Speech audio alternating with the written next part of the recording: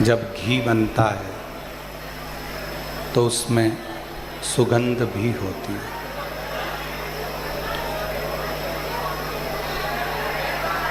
दूध में कोई सुगंध नहीं है, पर दूध का जब तपाकर गरम कर कर उसको घोट कर जब दूध का घी बनाया जाता है तो उसमें सुगंध भी रहती है। शिव महापुराण की कथा कहती है, भगवान शंकर का चरित्र कहता है, शिव तत्व कहता है,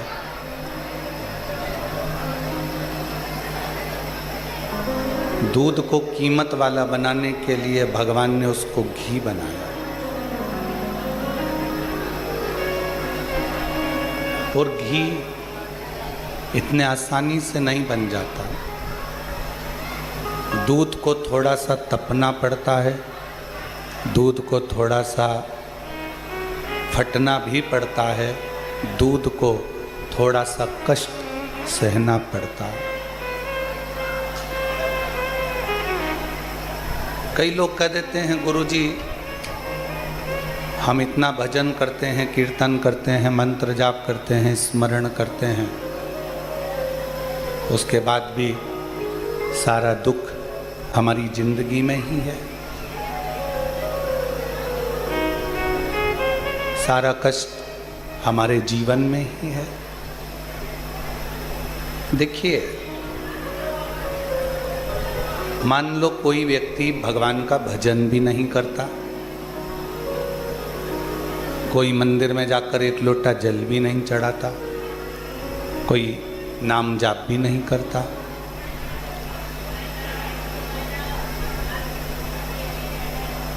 उसने एक लोटा जल भी नहीं चढ़ाया, नाम जाप भी नहीं करा, स्मरण भी नहीं करा,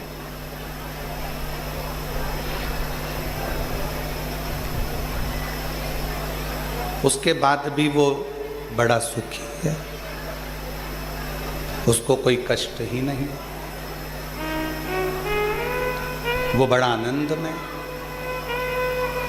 और जो रोज भगवान के मंदिर भी जा रहा है, भजन भी कर रहा है, स्मरण भी कर रहा है, कीर्तन भी कर रहा है, नाम जाप भी कर रहा है, उसके बाद भी उसकी जिंदगी में तकलीफें पीछा नहीं छोड़ रही।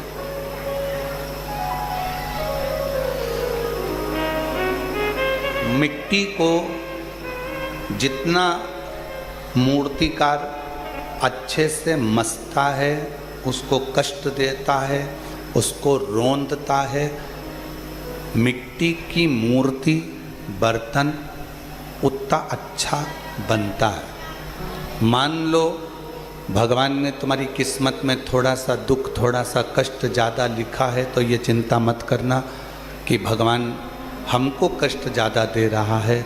हो सकता है वो तुम्हारी मूर्ति अच्छी बनाना चाहता है, वो तुम्हें श्रेष्ठ बनाना चाहता है, वो कुछ अच्छा करना चाह रहा है, वो कुछ श्रेष्ठ करना चाहता है।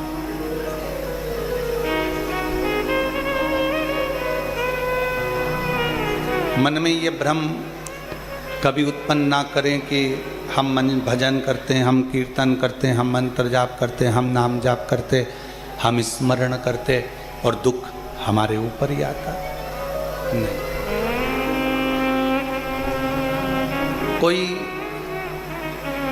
संसार का ऐसा कोई व्यक्ति नहीं है जिसकी जिंदगी में थोड़ी ना थोड़ी तकलीफ नहीं है, थोड़ा ना थोड़ा कष्ट सबके जीवन में। बस कोई उस कष्ट को हंसकर झेल लेता है और कोई उस कष्ट को रोकर झेलता है।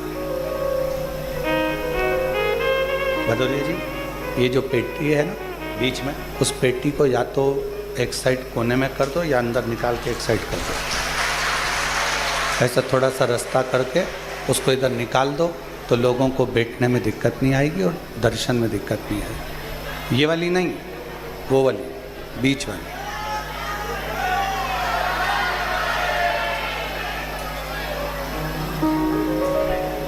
और मैंने तेरे ही भरोसे बाबा, तेरे ही भरोसे हवा विच उड़ती जागी बाबा डोर हथो छड़ी नामे कटी जावागी भोले मैं तेरी पतंग शंभु मैं तेरी पतंग हवा विच उड़ती जावागी बाबा डोर हथो छड़ी नामे कटी जावागी। कोई जीवन में थोड़ा बहुत कष्ट, थोड़ा बहुत दुख, थोड़ी बहुत तकलीफ है अगर आ रही है तो ये चिंता ना करें कि हम भजन करते, कीर्तन करते, मंत्र जाप करते, स्मरण करते, उसके बाद भी भगवान हमको ही दुख दे रहा है। हो सकता है कि थोड़ा कष्ट जीवन में मिल रहा हो, थोड़ा कष्ट जीवन में प्राप्त हो रहा हो, थोड़ा मंत्र जाप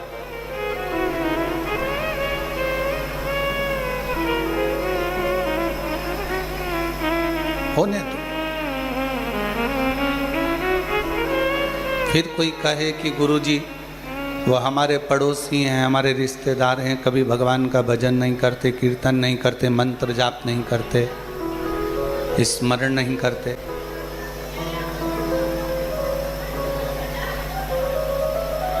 और उनके पास में सारा वैभव है, भगवान उनको ऐश्वर्य भी दे रहा है, धन भी दे रहा है, दौलत भी दे रहा है, संपदा भी दे रहा है।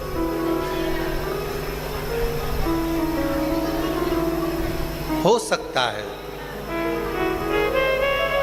उसका पूर्व का कोई प्रारब्ध हो, उसके पूर्व में किए हुए कोई भजन का बल, उसके पूर्व में किए हुए कोई मंत्र जाप का बल, उसके पूर्व में किए हुए कोई नाम जाप का फल उसके भाग्य में हो।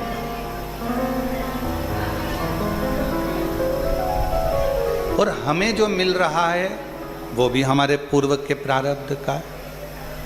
थोड़ा दुख ज़्यादा मिल गया, थोड़ा कष्ट ज़्यादा मिल गया, थोड़ी तकलीफें ज़्यादा मिल गई, कोई बात नहीं। व्यक्ति कर्म ही ना करे और सोचे कि मुझे मंजिल मिल जाए तो ये बहुत कठिन। समंदर, समुद्र अच्छे से अच्छे जहाज को भी डुबा देता है।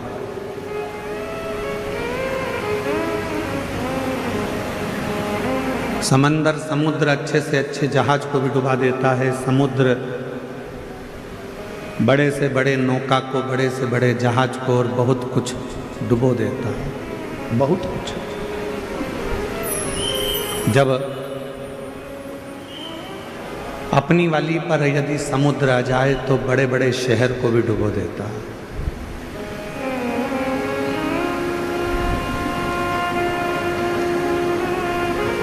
समंदर, समुद्र जहाज डुबो देता है, बड़े बड़े क्रूज डुबो देता है, बड़े बड़े शहर को भी वो अपने अंदर सामर्थ्यता रखता है डुबोने की।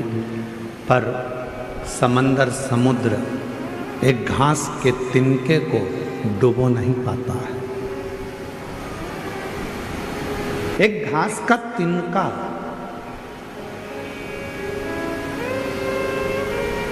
एक तिनका ऐसा होता है घास का जिसको समुद्र डुबो नहीं सकता।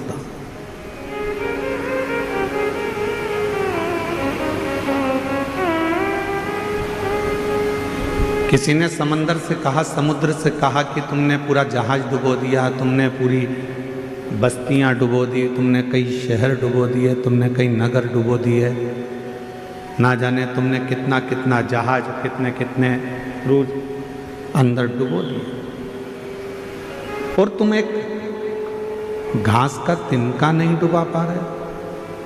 एक घास का तिनका तुम डुबा नहीं सके? तो समुद्र ने कहा, ये घास का जो तिनका है ये एकदम हल्का, एकदम हल्का, और ये जो घास का तिनका है ये परमात्मा पर समर्पित होकर रहता है, इसलिए इसको डुबा नहीं सकते। हल्का।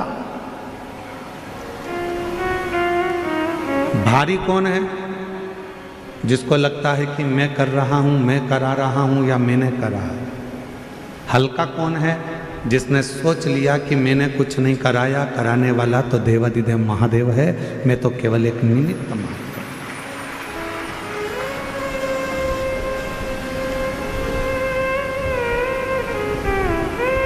फैक्ट्री में काम करने वाले मालिक को ज़्यादा चिंता होती है कि फैक्ट्री में काम करने वाले मजदूर को ज़्यादा चिंता होती है फैक्ट्री की? फैक्ट्री की चिंता मजदूर को ज़्यादा नहीं होती, फैक्ट्री की चिंता मालिक को ज़्यादा होती है। बिजली का बिल जमा हुआ कि नहीं हुआ, फैक्ट्री में यह काम हुआ कि नहीं हुआ, फैक्ट्री में यह कार्य होना था हुआ कि नहीं हुआ। मजदूर को तो नौकरी करना है, उसको तो तनख्वाह मिलेगी। तुम्हारा बिजली का बिल जमा हो चाहे ना हो, तुमने कोई कार्य किया हो चाहे ना किया, उसको तो तनख्वाह मिले। चिंता किसको? तो कहा मालिक को चिंता है, रात भर सो नहीं पाता, जागता रहता है, नींद की गोली खाता है, विश्राम करता है पर नींद नहीं आती, नींद उछट जाती है क्योंकि मालिक को चिंता है। नौकर को, काम करने वाले को, सेवादार को कोई चिंता नहीं, चिंता मालिक को। उसी तरह काम करने वाला एक सेवक, नौकरी करने वाला एक व्यक्ति हल्का होकर जिंदगी जीता है कि उसको मालूम है कि जो होगा सब सेठ का होगा, मुझे तो जितना काम दिया है उतना करना। कथा कह रही है, शिव महापुराण की कथा वर्णन कर रही है। जो तिनका होता है घास का, समुद्र कहता है इस घास के तिनके ने भी ये सोच लिया कि हवा उड़ा कर ले जाएगी तो चला जाऊंगा, पानी गिर जाएगा तो गीला हो जाऊंगा, फिर सूखूंगा, फिर बढ़ूंगा। मैं अपने आप में नहीं, मैं उस परमात्मा पर आश्रित होकर जीता हूं, इसलिए मुझे कोई डुबा नहीं पाता। समुद्र में भी सामर्थ्यता नहीं है कि घास के तिनके को वो डुबो दे। उसी तरह संसार में किसी की सामर्थ्यता नहीं है जो शंकर को एक लोटा जल चढ़ाने वाले को डुबो दे, ये किसी की सामर्थ्यता नहीं। शिव नाम सुनने वाला, भगवान शंकर का भजन करने वाला, शिव स्मरण करने वाला, श्री शिवाय नमस्तुभ्यम बोलने वाला, शंकर को एक लोटा जल चढ़ाने वाला, जब भगवान शंकर की शरणागति ग्रहण कर लेता है तो उसके परिवार की, उसके घर की, उसके कुल की पूरी चिंता शिव की हो जाती है, फिर हमारी चिंता नहीं। और एक और बात, आज इस कुबेरेश्वर धाम की पवित्र माटी पर चल रही, कंकर शंकर की भूमि पर चल रही ऑनलाइन शिव महापुराण की कथा में एक बात और अपनी चित्तवृत्ति में बिठा लो। शिव बेटी, शिव महापुराण की कथा से मान लो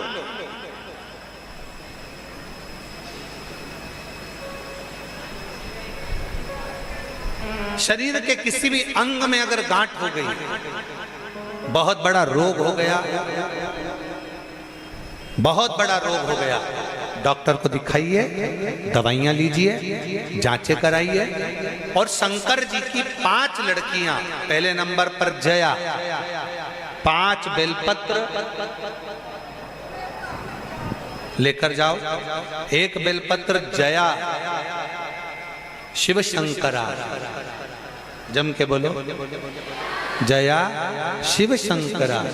एक बेलपत्र अशोक सुंदर वाली जगह पर समर्पित कर। दूसरी विषहरा शिव शंकरा, गणेश जी की जगह पर अर्पित करते हैं। श्यामली बारी शिव शंकरा कार्तिकेय की जगह पर समर्पित कर।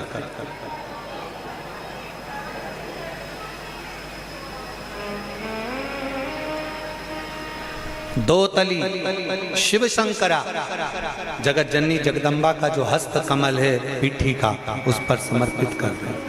और देव जम के बोलो, देव शिव शंकरा कहकर शिवलिंग पर समर्पित कर दे।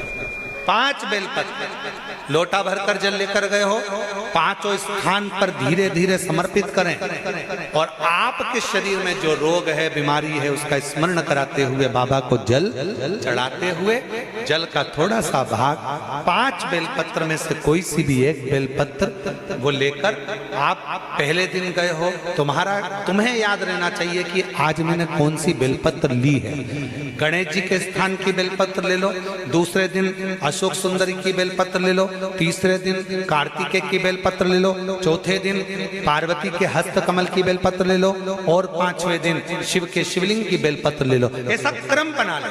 5 दिन 5 बेलपत्र चढ़ाना है और एक एक बेलपत्र लेकर आना है।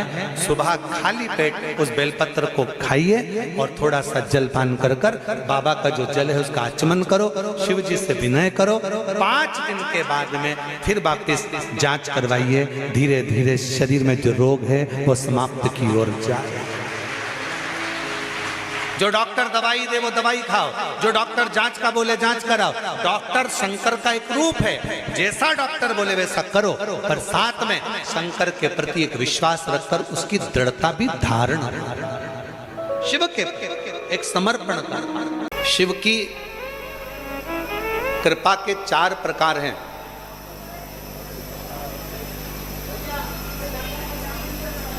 दो तली शिव जी की बेटी, जिसने तुमरुका जी से 4 प्रकार की भगवान की कृपा को सुना है। 2 तली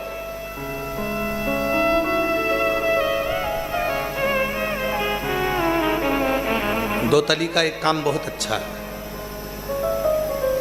शंकर जी की जो बेटी है जया, विषहरा, श्यामली बारी, आगे 2 तली। 2 तली का एक काम सबसे अच्छा है। यदि किसी लड़का लड़की ने आपस में विचार कर लिया कि तलाक हो रहा है, और लड़की ने या लड़के में से किसी एक ने विचार कर लिया कि मुझे तलाक नहीं लेना है, मुझे तो इसी वर के साथ में या इसी कन्या के साथ में रहना है, और अगर 2 बेलपत्र, 2 दुर्वा, 2 कनेर के पुष्प हाथ में लेकर 1 लोटा जल शिव जी को समर्पित कर अगर 2 तली का नाम लेकर ये एक साथ शिवलिंग पर चढ़ा दिए जाएं, तो वो प्रदोष के दिन अगर इसको चढ़ाया गया है तो लड़का लड़की का तलाक नहीं होता, आपस में प्रेम बनना प्रारंभ हो जाता है। उनका आपस में प्रेम बनना प्रारंभ हो जाता है, एक दूसरे के प्रति समर्पण का भाव हो जाता है, एक दूसरे के प्रति भाव उत्पन्न हो जाता है।